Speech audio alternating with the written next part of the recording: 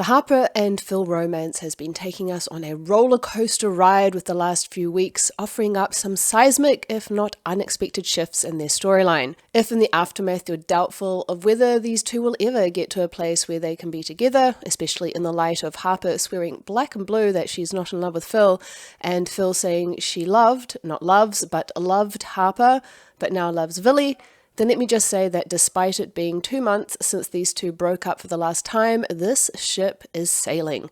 It's rough seas, but it's sailing. Certainly where we left off in their storyline in my last video points towards this, with how Drew got very drunk, and when he gets dropped off at home, he says, "Tell me we're gonna be okay."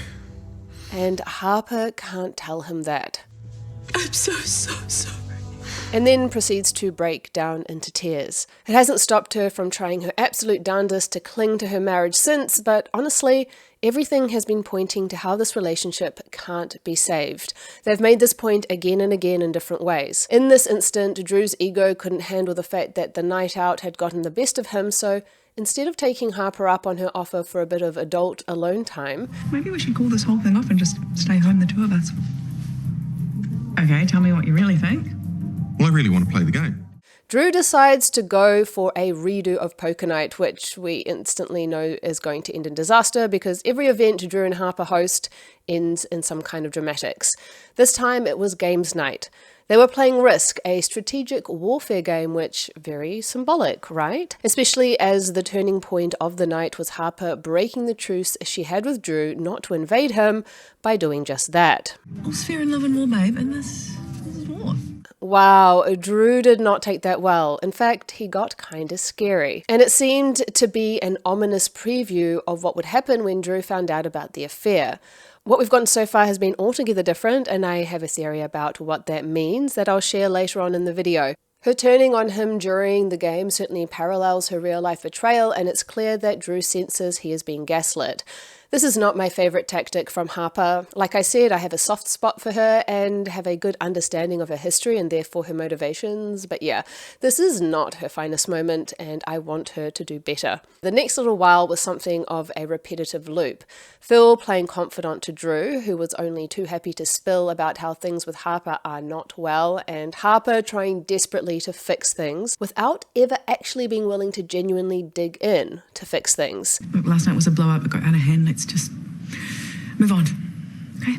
Showing her mastery at sweeping everything under the carpet, including her own feelings. Then there was the constant teasing of the truth being revealed to Drew, at times being spearheaded by Harper. Please don't be mad, but I think I need to tell him. What? No, you can't be serious. And then by Phil.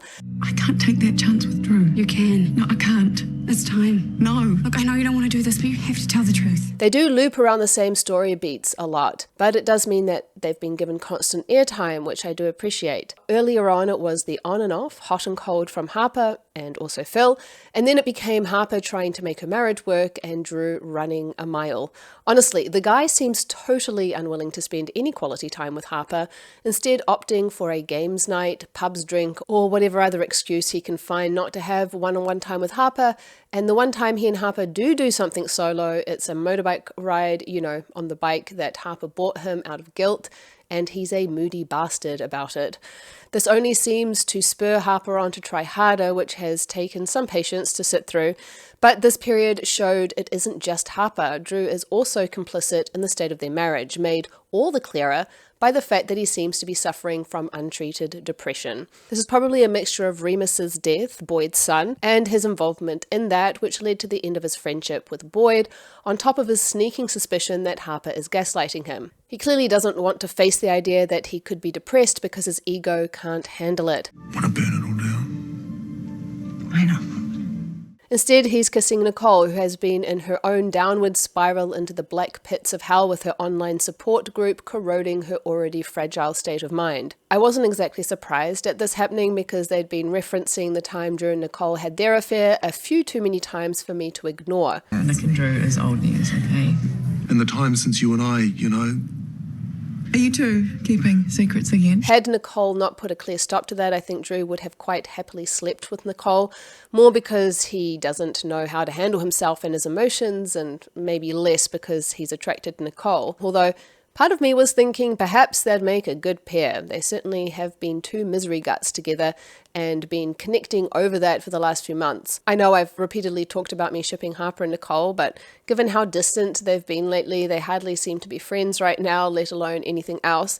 I think that this ship is well and truly in the dry docks right now. Meanwhile, Phil is also doing her best to move on from Harper by focusing on her relationship with Villy, but it seems painfully obvious to me that Villy is merely a placeholder, someone to keep her company, a buddy who is also dealing with a broken heart.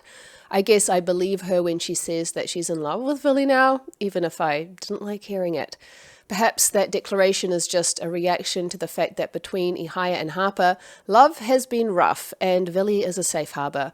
So I think her saying she's in love with him comes more out of her tumultuous feelings around Harper and less because he's the right person for her.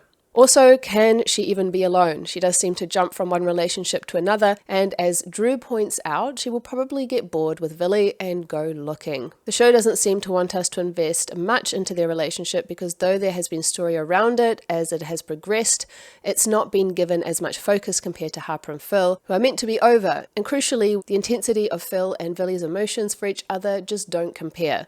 I thought the moment that Phil came back from her solo getaway, to get over Harper, showing how very much Phil is not over her, was very telling because they had Phil and Villy in two separate chairs. Little visual moments like this do tell a story. Speaking of Phil's getaway, I was glad Phil got to confide in someone. She has been holding it all in so much, and finally we got to see that facade crack. The feelings weren't stupid. They were real. I haven't been myself for months. It's all I think about and it is killing me. The pressure Shaw had been building for her, not only with the work drama she'd been experiencing, but also having to hear about how the woman she loves is trying to save her marriage via Drew confiding in her. My favourite part of the affair coming out is how we've gotten quite a few insights into her feelings for Harper, where Phil has been going around telling everyone who will listen that she's in love with Harper or was in love with Harper.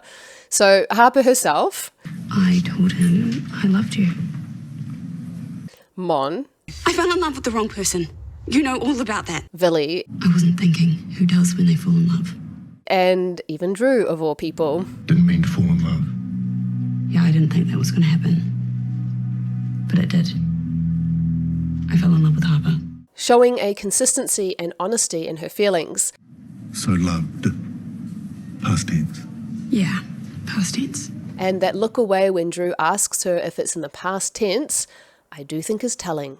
So while their relationship has been done for 2 months now, no matter how they try, they keep having moments that scream that things are not over for them. One of my favourite moments that shows this by far is when Sage had a wee celebration at the pub that had Phil, Villy, Harper and Drew there. The discussion turns to how Drew got drunk once and ended up with a tattoo that ought to say Harper on it, but it actually said Kate. It feels very appropriate that this moment is brought up to highlight how Harper and Drew are not made for each other. Then in a moment of mirth, Harper says, No, you do not want to see it. It is horrible. It's not nice and cute like yours. followed by the shock as they both realise what Harper had just said. The real gold for me, however, is when Phil follows Harper into the bathroom where just a week before, Phil had been telling Harper to back off with threats of going to HR, which, ouch, and more on that in a minute. But this time they had a moment of genuine connection where they can't even stay mad at each other for more than a minute before they laugh. And I swear to God, that little lip bite from Harper did me in. You can once again see the genuine love, the still present emotion between them, all mixed in with a moment of honest communication. Been hurting. So have you. You keep reaching out and I keep bidding you away. You hate it. I want us to at least be friends. And I keep pushing you away and playing stupid games. Phil being Phil, can't help herself, that girl, honestly. She makes a pass at Harper, and this time it's Harper who says no. And I had hoped from there that they would start moving on to Harper and Phil making steps towards a friendship, but their feelings are still too raw, clearly, because that's not what has happened, and I don't hate it. Maybe they're the kind of lovers that can never be friends. They'll always feel the pull towards each other, and I don't dislike things going in that direction at all. We've certainly had the idea of friendship between them being placed off bounds last week, with Phil talking about how the friend zone is not accessible for them, and so their only option is to ice each other out, because honestly, Friday's episode where Harper and Phil talked, despite their best efforts, got a bit soft for a moment. I'm sorry. I think you just need some space. You really like him, don't you? I do. She looks kind of jealous there, and in some kind of self-preservation mode, Phil turned that into an argument because otherwise I think they'd end up in dangerous territory all too quickly, and neither of them is ready for that beast just yet. I am, but they're not. What has been very heartening to see is that the writers have been very clearly leaving us a trail of crumbs to remind us that Harper and Phil are not over at least once a week. I still care about you and I don't want to make things harder. I know. I care about you too. Whether it's Harper indicating how she's struggling to move on, It's in the past. As easy as that. Can be. Lucky you. or Phil not even lasting one episode before she is breaking her promise of a fresh start to herself and consoling Harper with a hug. Though Harper says to Phil that she is not her problem, you can see that Phil is affected. The latest sign is that Harper went in to bat for Phil when Drew benched her from doing surgeries, and then had that moment where Phil basically called Harper out as lying about her feelings. So what did you say, that there were no feelings there? I didn't rub it in his face. You played loose with the truth. Making it clear that Harper is not telling the truth. Then there has been the writers pretty much breaking the fourth wall with little asides that are clearly made for us. Wow, what a cluster. Do you know what I mean, Harper? Like when two people are just perfect for each other, it's like, why did it take them so long? People around here are a lot smarter than that. People around here love Harper and Drew. I'm always going to come off as a bad guy, you know that. Like I said, Phil has been mostly consistent in acknowledging and being truthful about her feelings, which I do really appreciate about her. Harper should take a leaf out of her book. Her honesty there does help balance what I haven't appreciated about Phil, which is how she's been whipping out the blackmail get-out-of-jail-free card a few too many times for my liking. Whether it's threatening to report Harper to HR in the bathroom or later threatening to lay sexual harassment charges if Harper dares to tell Drew about their affair, which honestly hated that so much, especially since Harper had made a point of bringing up consent at the start of their relationship. Or the latest, threatening Drew with sexual harassment too if he fired her when he doesn't actually have grounds to do so.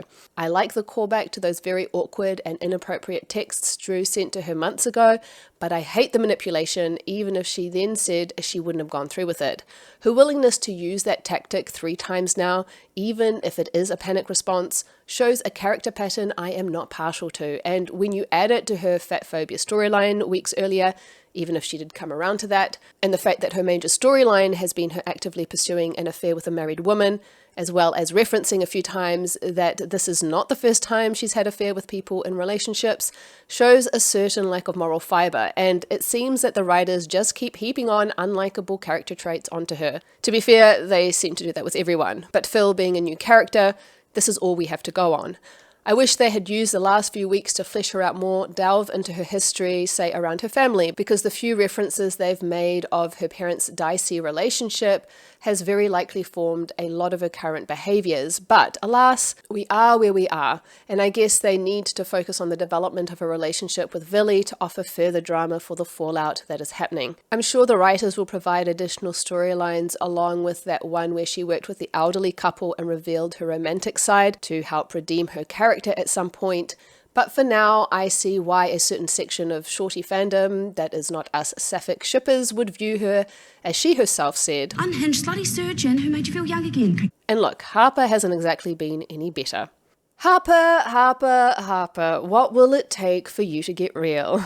She has been dissembling the whole time. I do appreciate that she acknowledged that, But I wanted it too. Finally, the truth. I wasn't happy. Okay, Drew, I wasn't happy with us, with myself, with anything, and I just needed some excitement because I hadn't felt any for so long. at least she was that honest. I see a ways to go before she gives up on fixing things with Drew, and she will, as per usual, do her best to hang on. I do hope she ends up being the one to finally break off the marriage, however, because if Drew were to call it, which seems likely at this point, it means that Harper is not being given the agency to call it herself, which I think is pivotal for her personal growth. I really, really want that for her. Or I want it to at least be mutual. Through my series of videos on this pairing, I've been delving into Harper's lengthy decade-long background with Drew and pulling up receipts to show how her behaviour is being influenced by her past. And it feels like the writers have been using her backstory to offer some consistent characterization, which I absolutely love. I just really hope as Harper comes to terms with the end of the marriage that it is explicitly acknowledged that her journey to the affair was very much a result of years of feeling unsupported in the marriage, of having to put up with Drew's consistently bad, childish, selfish behaviour, and that her staying all this time is tied up in her childhood trauma. Although Harper has done the cheating, which is a huge and awful betrayal, and it could have been avoided if she was willing to look at herself, her behaviours and her life choices, Drew has been complicit at every step. His initial calm response to finding out about the affair could well be a sign that for him, it's over too. He's made a few references to not thinking the marriage is worth saving, and it's clear from the multiple references he's made to Harper leaving as a result of the postpartum depression a couple of years ago, that has not been forgiven and probably never will be. This is because it touches on a core wound of his related to when his mother abandoned him as a teen. What's she actually done that is so bad? Oh, nothing. Only left, walked out on her boys and never came back. I thought that was your dad. Oh no, he left when I was little. Then she did the same. So she's useless and she's unoriginal. And he's probably been checked out of the marriage since then. It doesn't matter to him that Harper was having a fully fledged mental breakdown because given he's not even willing to acknowledge that he's suffering from depression himself or willing to get help, it's therefore incomprehensible to him that she left to get that help for herself, which is probably why he's been keeping Harper away from the kids. I just want to give them a cuddle and tell them I love them. I'll pass that message on. This has been her biggest fear, as she said many times to Phil, and her biggest fear is coming true. It's also not the first time he's done it. He got nasty when Harper came back after the postpartum depression, flinging his affair with Nicole in her face. In bed. Oh, she's great. She blew my mind. Your best friend. Are you making this up just to hurt me? No. We had sex while you were gone. Twice. And I loved every minute of it. And then using the kids to hurt Harper.